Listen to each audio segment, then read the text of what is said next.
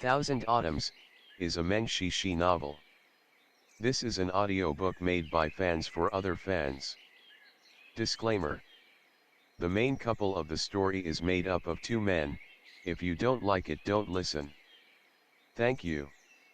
Remember, subscribe and click the bell to stay updated on all the new releases. Enjoy. Chapter 68.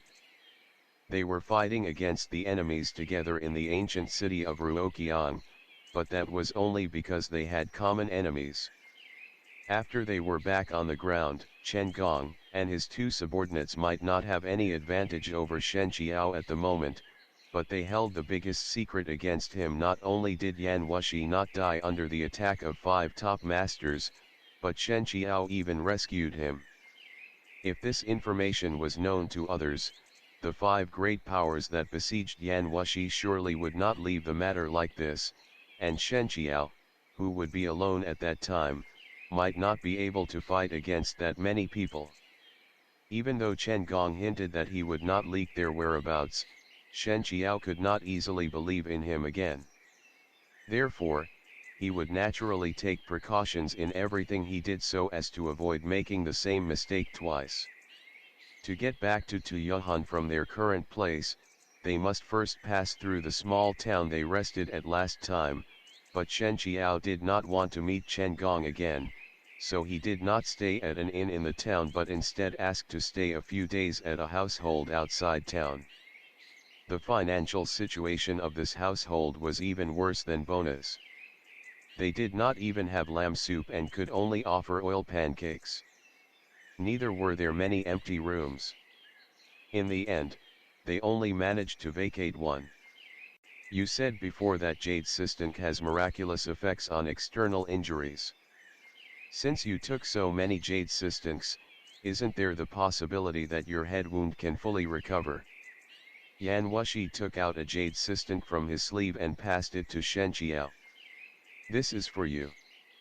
Shen Qiao asked in surprise, what for?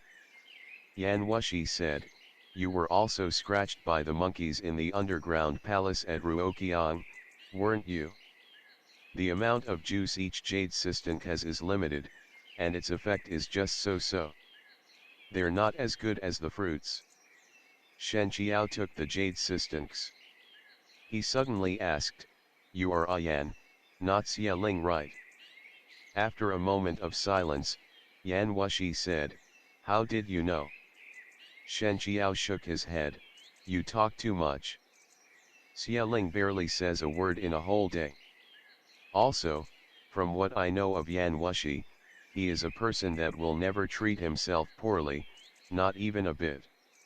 You all have different personalities, but many intrinsic qualities don't change.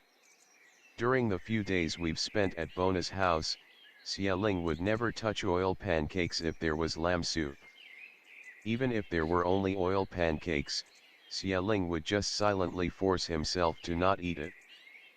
But now, even though you show dislike on your face, you still ate the oil pancakes.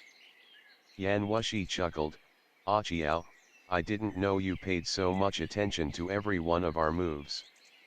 I feel extremely flattered. If I don't pay close attention, I am afraid that a fool like me will be lied to again without even knowing. These words were said leisurely and calmly without the slightest resentment. How much malice must he have encountered in this world to forge this kind of chivalrous and tender heart? Wushi sighed lightly, Ah Qiao, if you are a fool, then there are no smart people in this world. Shen Qiao could not help smiling, thank you for your praise.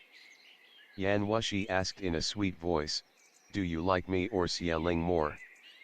After blanking out for a moment, Shen Qiao recomposed himself and replied in a light manner, regardless of whether it's you, Xia Ling, or any other personality, all of you are just a thread of Wushi's inner demon, and since you've already obtained the piece of silk, it's only a matter of time before he fixes the demonic core. In time, all of you will disappear, and Wushi will still be Wushi. Whoever I like is not important. Wushi laughed, you're right, At the end of the day, we all emerged from Yan Wushi and are attached to him. We cannot have our own separate existence. The reason why you like Xie Ling the most is that he is the most unlike Yan Wushi, isn't it? Shen Qiao did not answer. He only sighed. We did not get to sleep well in Ruoqiang. Let us rest for now, I'm also tired. Without waiting for the other to speak, he closed his eyes, crossed his legs, and started to meditate. In the few days inside Ruoqiang city, even though every step of the way was full of danger, Shen Qiao experienced new things. Those monkeys, though not as sly as humans, were tenacious and even more aggressive than humans. When he was fighting them, there were many times when he felt like he was wandering between life and death, and it was in these moments that his comprehension of martial arts was brought to the next level. The defeat at Half-Step Peak was completely unexpected. When he fell off the cliff, Shen Qiao was full of anger and disbelief just like any other person. However, after walking through the world and experiencing all kinds of human affairs, his warm and gentle heart had been tempered, and he could even face death calmly. This mindset was also reflected in his swordplay. Take the Azure Wave Swords arts as an example. In the past, even though he could wield the sword effortlessly and make it change at will, it lacked some indifference towards life and death. But now, everything simply flowed out naturally without a trace. When the strategy of the Vermilion Yang was rebuilding his meridians, it also subtly influenced his original personality. Only when a person's mind was extremely quiet and empty could they understand the most magical and subtle beauty of nature. Shen Qiao himself was like a lone crane flying high above the boundless mortal worlds.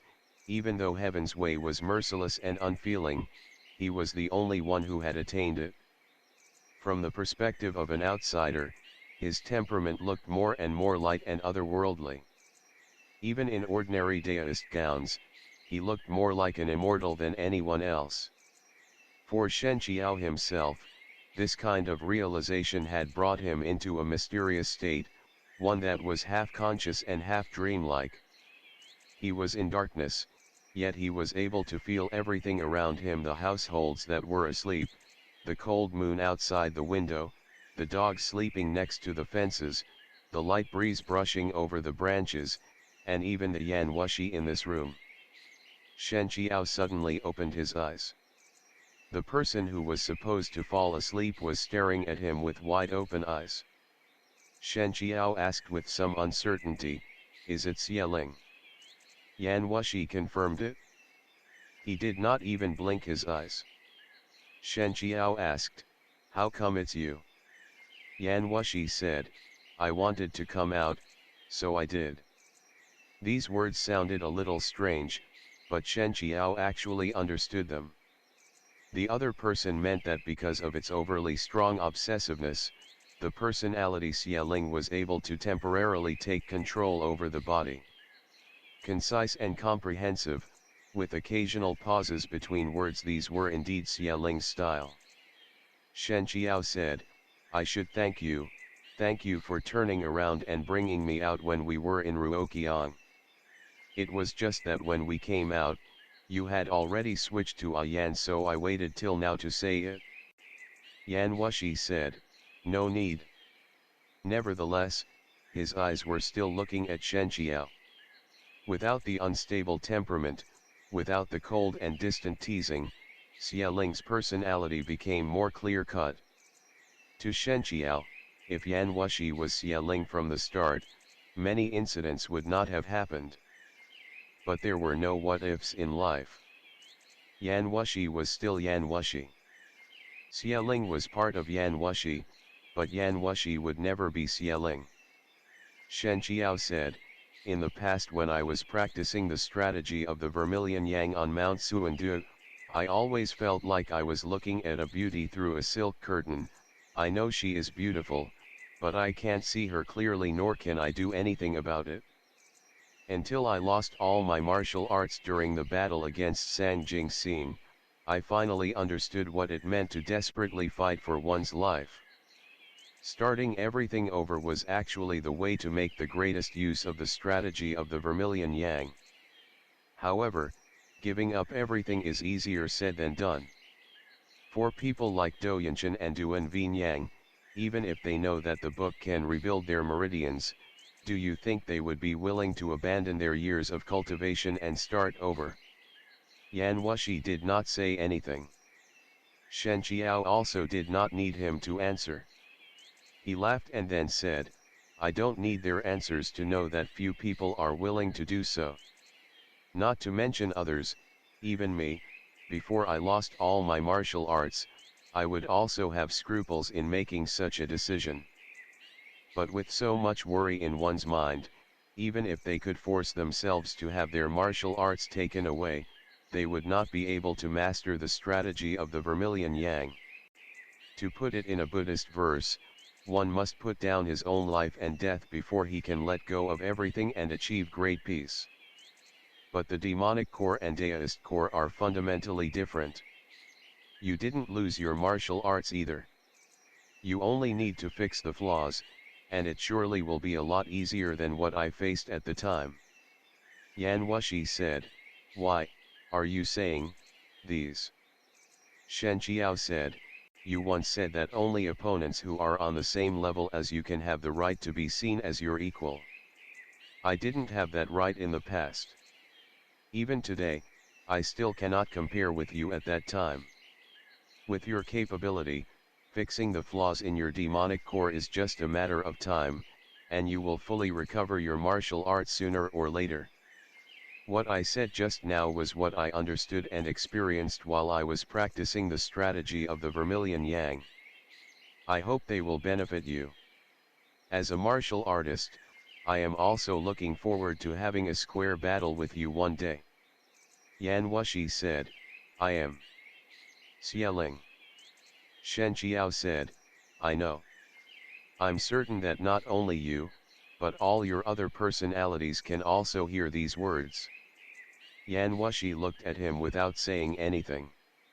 Shen Qiao was already used to this. In his mind, this was the reaction that Xieling should have. He tapped on the other's shoulder. It's late already. Go to sleep. After quite some time, the other party finally closed his eyes. Shen Qiao also closed his eyes and continued to sit cross-legged and meditate. After another couple days, Shen Qiao reckoned that Chen Gong's party was in a hurry to return to Qi and therefore would not stay in Tuyuhan for long. In fact, they might have reached the borders of Tuyuhan or even left Tuyuhan already in the past few days. So he left the small town with Yan Wushi and headed to the royal capital of Tuyuhan, which they had not seen for many days. Just as expected, they didn't see Chen Gong on their way. It had already been a while since the Coiling Dragon Fair ended, and the Central Plains martial artists had already left the city, which greatly lowered the chance that Yan Wushi would be recognized by others. But Shen Qiao felt that their behavior and characteristics were too distinct and attracted too much attention. If they continued traveling south, it might cause them unnecessary problems. Therefore, he took off his Daoist robe and changed into a set of ordinary Han clothes. Then he brought over a set of women's clothes and some cosmetics and placed them in front of Yan Wushi. Yan Wushi looked at him speechlessly. Shen Qiao coughed, your appearance is too outstanding. It'd be better if you put on a disguise. Yan Wushi did not speak, but the look on his face was obviously asking why Shen Qiao was not the one who had to dress up as a woman instead. Shen Qiao said, you will be able to wear a veil after changing into women's clothing. If others think that you are a woman, they usually won't stare at you because they don't want to be seen as frivolous. But if you continue to wear men's clothing, when we encounter observant people such as Douyinshan and Duan Yang, they can still make out the clues. Therefore, in order to avoid getting into conflicts before we meet up with the Cleansing Moon sect, women's clothing is the safest choice. The two gazed at each other speechlessly for quite a while. Shen Qiao frowned. "Are you wearing it or not?" Wushi shook his head. "What if I don't?" Shen Qiao said, "Then I will hit your acupuncture point, help you put it on, and then rent a carriage for you. Even though it may require more work this way, at least I will have a lot less trouble." Wushi lowered his eyes. "I'll wear it." "Good boy." Shen Qiao was pleased, thinking that Xia Ling was indeed the easier one to talk to. The grizzled sideburns had to be dyed black, but there was no need to change the overall hairstyle since many women also tied their hair on top. The eyebrows needed to be slightly trimmed, both cheeks and lips needed some rouge. The makeup didn't have to be very detailed, just a general look would be enough.